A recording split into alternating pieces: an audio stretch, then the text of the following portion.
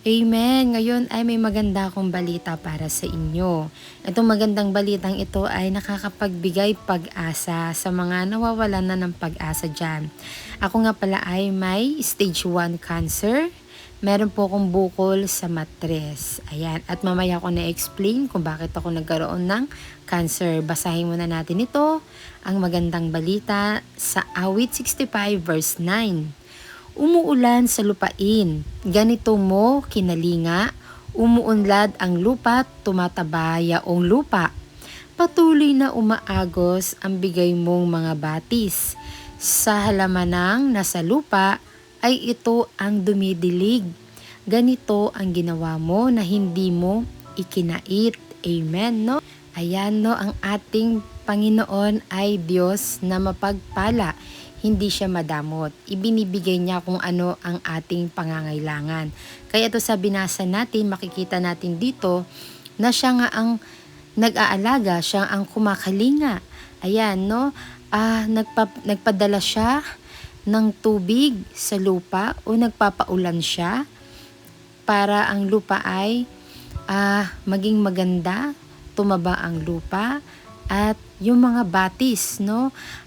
Ilog, kung ano man yan, batis, sapa, ayan, no? Pinagpapala ito ng ating Diyos. Ayan, kaya kung mapapansin ninyo, kung sa may ilog, meron dyan mga nakatanim, walang nangangalaga doon, di ba? Walang taong nagdidilig doon. Pero, yun ay nagiging maganda ang pagtubo. 'Di ba? Kung merong isang punong kahoy na nakakain yung bunga, kahit sabihin walang nangangalaga doon, pero kung malapit siya sa batis, mapapansin ninyo ang dahon niya ay luntian, maganda, nagbubunga. Kasi pinagpala ng Diyos, 'di ba? Merong siyang nasisip-sip na tubig mula sa ilalim. Kaya 'yon, no? At kung mapapansin ninyo sa sinabi nga dito, sa halamang nasa lupa ay ito ang dumidilig. Amen. Ganito ang ginawa mo na hindi mo ikinait. Ibig sabihin, hindi mo ikinait o hindi mo pinagdamot. Hallelujah, no? Napakabuti ng ating Diyos. Kaya tayo mismo mga tao, alam ng Diyos kung ano ang ating pangangailangan. Kaya yan, kung ano ang ating pangangailangan, hingiin natin sa Kanya, ipanalangin natin at hintayin natin kung kailan niya ito ibibigay sa atin. Dahil alam ng Diyos kung ano ang ating mga hinihingi. Yan, depende po yan kung ano ang hinihingi mo. Ako, sasabihin ko sa inyo na ang hinihingi ko sa Diyos ay ang kagalingan. Alam ng Diyos kung ano ang aking kailangan. Kaya, ito maganda itong aking binasa na to. Nakapagbigay siya ng pag-asa. Ayan, nakapagbigay siya ng pag-asa sa akin. Ipinapanalangin ko sa Diyos na mawala itong sakit ko, yung bukol ko sa matres.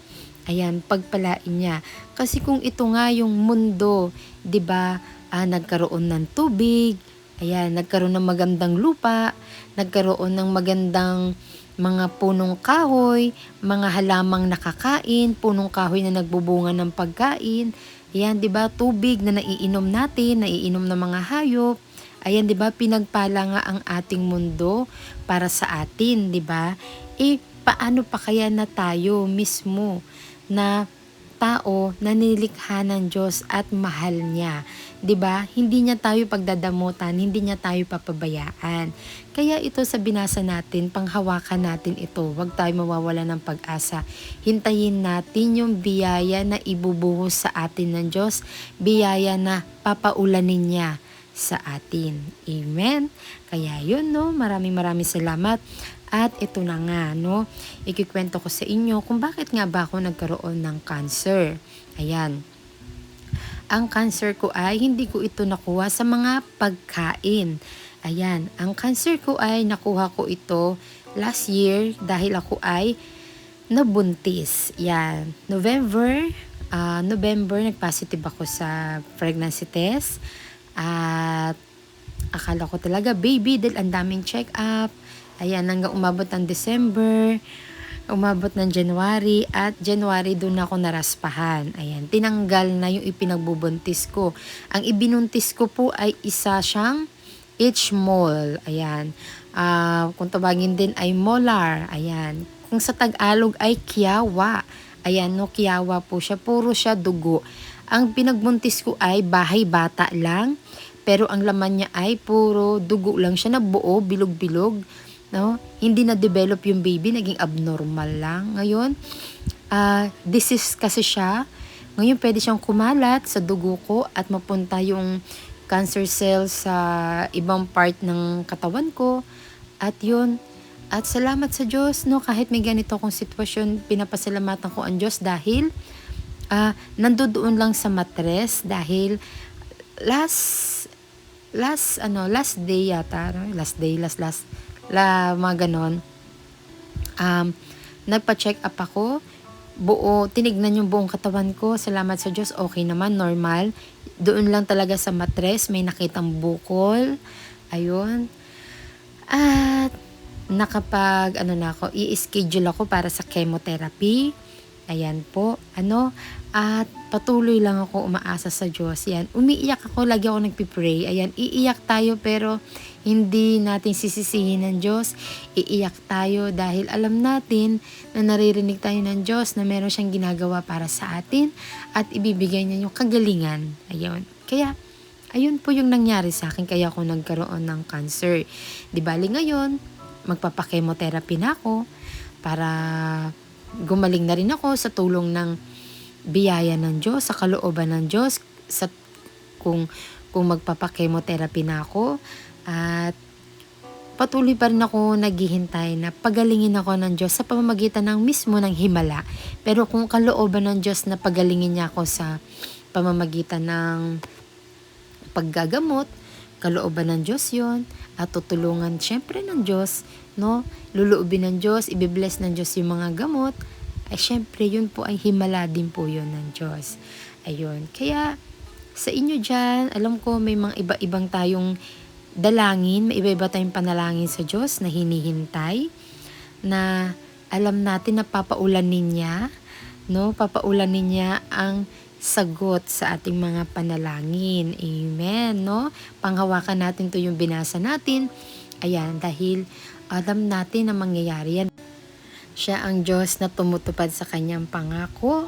Siya ang Diyos na tapat. Siya ang Diyos na mapagmahal. Siya ang Diyos na ating tagapagligtas. Siya ang Diyos ng mga Diyos. Siya ang Hari ng mga hari. Ano pa? Napakadami. Diba, ang ating Diyos ang ating dapat purihin, patuloy na sasambahin. Ang ating Diyos ay Diyos na nasa ating Diyos, no? Ating Diyos na nasa kaitaas-taasan, nandoon sa kanyang kaharian. Amen. Diba? Ang ating Panginoong Jesus ang patuloy lang nating maaasahan sa lahat ng ating mga nararanasan ngayon, sa mga sabihin na natin ng mga pagsubok. Amen. No? Purihin natin ang Diyos kahit may pagsubok tayo, iiyak tayo pero patuloy natin siyang pupurihin, pasasalamatan. Dahil sa totoo lang, ang ating Diyos ang ating kalakasan. Pag mag-pray tayo, no? Habang nagpipray tayo, kinakausap natin siya. Pagkatapos natin mag-pray, ang gaan-gaan sa pakiramdam. 'Di ba? Nakakapagpahinga yung damdamin natin. Kaya yun. Kaya ang ating Diyos ay patuloy lang natin purihin, sambahin at palaging pasalamatan. Amen?